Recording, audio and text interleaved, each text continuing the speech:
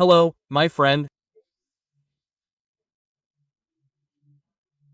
It's time for us to meet this Thursday, November 7th, Radio Broadcasters Day, because that was the day Ari Barroso was born, who made excellent talk shows, who broadcast soccer. He was the only one who openly supported a team, right? And he was a great composer of the second Brazilian anthem, Aquarela do Brasil, right?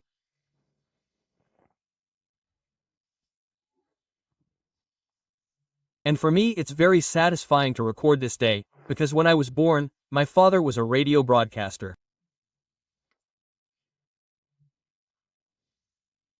Well, he had a loudspeaker service, there was no radio yet. Later he went into radio. So when I was 7 years old, he put me on the microphone to play a child role in a soap opera. I stayed on soap operas, radio shows for a long time.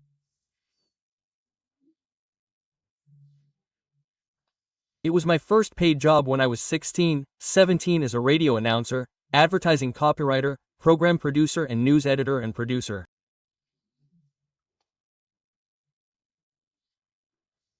We did everything back then. Radio Independente de Lajado. Then I went to work in Porto Alegre at one of the stations associated with Radio Difusora. My father had audience programs, broadcast soccer games, organized soccer games and also worked as a radio advertiser. Those were times when you could do anything, right? Glorious and heroic times for radio, times of Ariba Barrosa. My hug to all who follow me on the radio. I've been on more than 200 stations. To all the colleagues from these stations where we've been together for many years.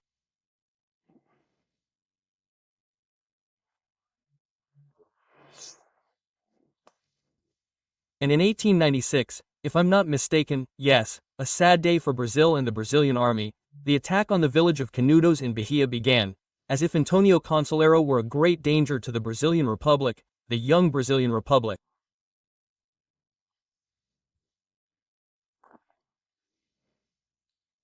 And it was a massacre, okay? All of this in a classic of Brazilian literature written by a journalist, I think it was in Estudão, Euclides da Cunha, Os Sertões. It's a book that is known all over the world. Well, let's move on. Don't forget to subscribe and leave a like or dislike at the end.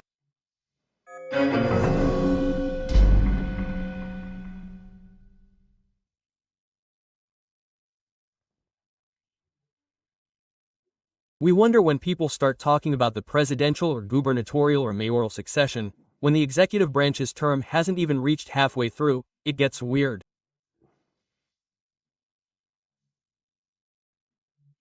It's a sign that you're tired, right? Here in Brasília, where I've been for almost half a century, people say that the day that starts, when the janitor doesn't bring the coffee, is because the president's term of office has already ended, right? And I say, when people start discussing the mayoral or gubernatorial or presidential succession before halfway through, it's weird, right? It's a sign. I'm saying this because today, 2 days after the Liberal Party announced Bolsonaro as its presidential candidate, the União Brasil confirmed the name of the governor of Goiás, Ronaldo Caiado, as its candidate as well, right? We even start thinking, are we going to divide the right wing for the left wing's Gaudio, right? Over in Uruguay, it's like this, there will be elections on the 24th or 25th in the second round, because the right wing has divided itself, right? And now the left, which is in the lead, with the broad front, will finally have the union of the center-right in such Colorados and whites. Well, anyway, let's get back to Brazil, right? Well, because that's the subject, the parties are already preparing for 2026. By the way, Rodrigo Pacheco, president of the Senate, who is from the PSD, which is a party that was a great winner in the number of mayoral elections in the last election, saying that his candidate is Lula for re-election, Lula 4. I think it's complicated, right?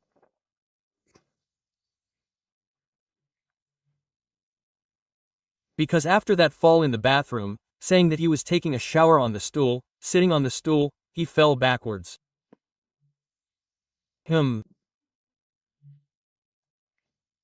I see some dangers there, the same ones that the Democrats saw in maintaining Biden's candidacy, who gave up to go to Kamala. It didn't work either, but Biden would probably have had even fewer votes, right?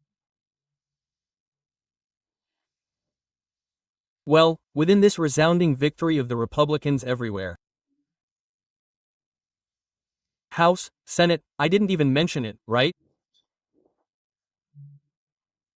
In the Supreme Court, I would say that it is 6-3 for the conservatives as well, and it is also the majority of governors, right?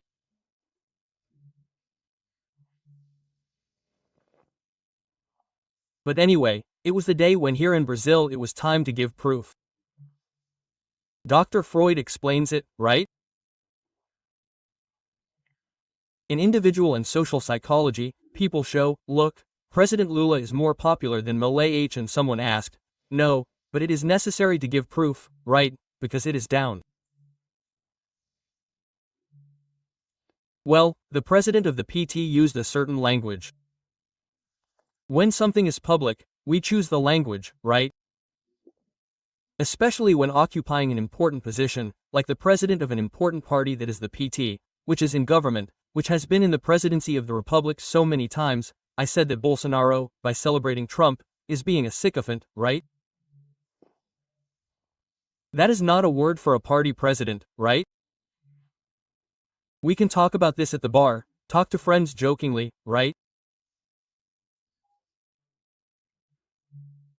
Yesterday a friend on the phone made a joke about a person honored on our friendship day using that term.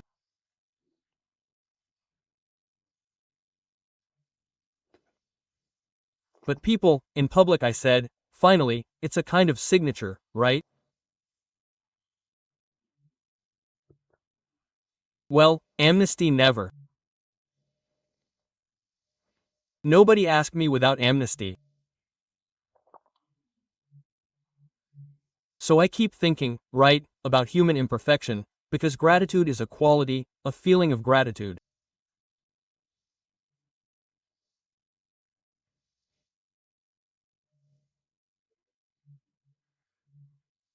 And I followed all the conversations, the agreements, so that there would be peace and amnesty for everyone who participated in this urban revolutionary war, the internal Brazilian war.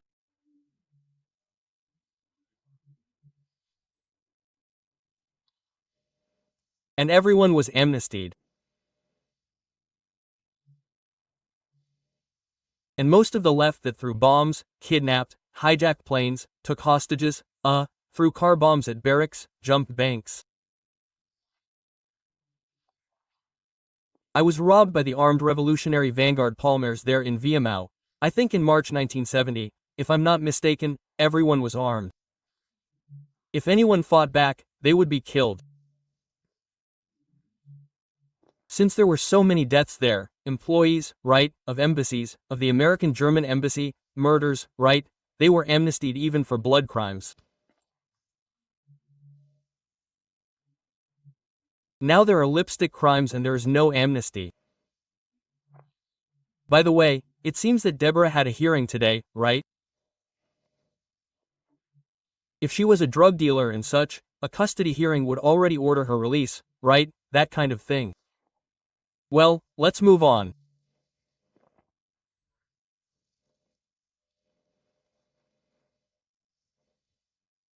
Yesterday I talked about the possibility of Bolsonaro going to Trump's inauguration. Malay will certainly go, Meloni will go, right? Benyaminania will go, the guy from Hungary will go, Bekele will go, right?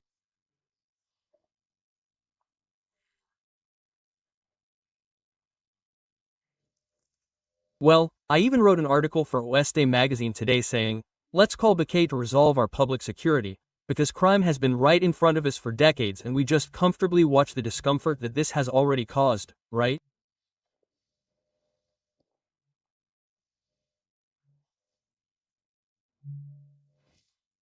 Well, but then I was talking, I have received a special passport several times for a mission, covering the presidency of the Republic in Japan, covering the UN, I don't know where, right?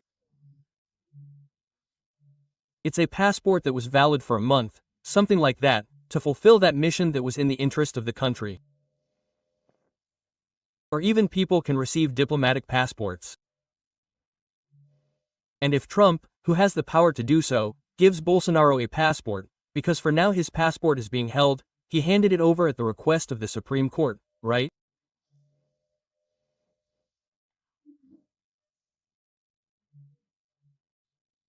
And if the President of the United States wants to invite a former president of a friendly country, a first-rate ally, right?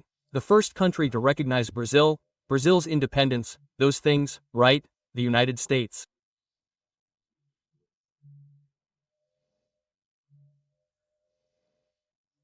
What could happen then? Someone says, no, you are prohibited from leaving the country, because there will be I don't know if there will be a dialogue, right? But it is an issue to consider and give it some time until then.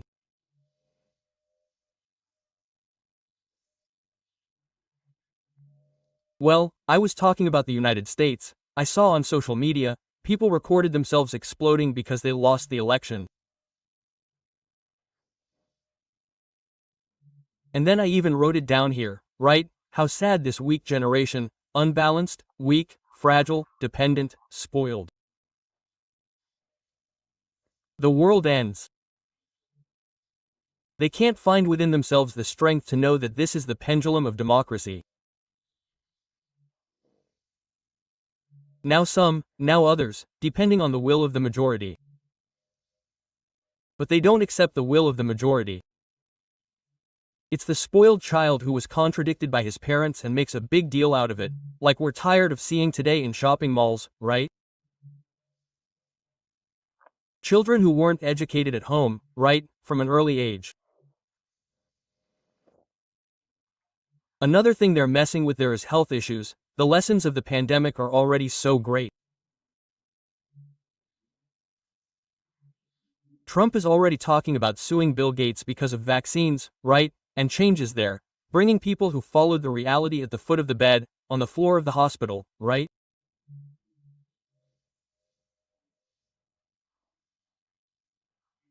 Well, this science is everyday science, where people learn from the patient, from the treatment, right? This is science too. Studies that were hidden are now appearing. Today I read an extensive study on chloroquine, it's appearing now. It was already ready before, but it was hidden, right? So, these things. Well, and another incredible thing, today a jurist called me, a public speech in the United States withdrawing the accusations against Trump. Wow! This is a confession of frivolity, of use for political purposes. How does this testify against an institution? How dangerous? I'm saying this because I know that here in Brazil this also exists.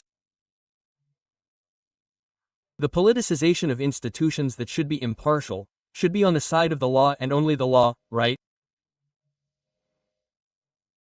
Of a judge who gives interviews, goes to debate programs, right?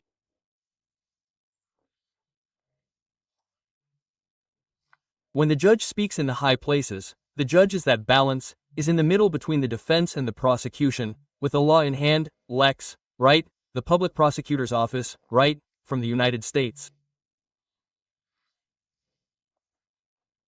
And here I see, right? Well, there's another thing, just to finish, California was famous, right, for petty thefts, nobody does anything. They're repealing that law. In other words, the election was enough, nothing has changed yet, but people said, didn't we go overboard? It's because of the insecurity.